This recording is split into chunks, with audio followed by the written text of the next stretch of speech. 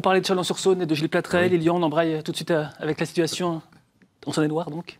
Tout de suite, effectivement, Gilles Plattret, vous êtes avec nous ce soir. C'était 1983, vague bleue. Dominique Perben prend la ville de Chalon-sur-Saône à la gauche. 2014, est-ce que vous considérez que Chalon est un symbole? C'est un symbole d'une campagne de terrain. Je pense d'ailleurs qu'il y a des similitudes avec 83.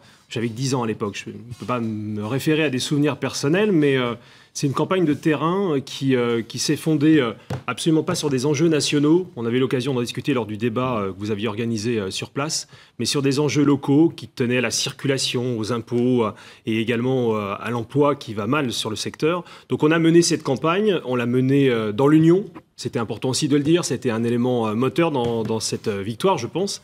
Et c'est un discours et des thématiques qui se sont imposées tout au long de la campagne depuis le mois de novembre, en fait, depuis qu'on a commencé. Et en même temps, Christophe Sirugue, il est vice-président de l'Assemblée nationale, très marqué politiquement. Est-ce que ça a joué un rôle? Moi, je pense qu'il y a eu effectivement des considérations nationales. Ça me paraît imparable. D'un autre côté, on a vraiment fait campagne sur des enjeux locaux. Et comme on a entrepris une grande campagne de consultation, parce que ça s'est fait vraiment près du terrain, dans du porte-à-porte, 24 000 portes, des réunions de quartier, 26.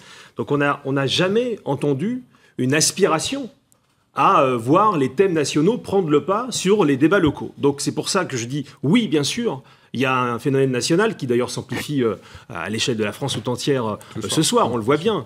Mais pour Chalon-sur-Saône, il y avait, je pense, une grande majorité de thématiques locales qui sont imposées dans le débat.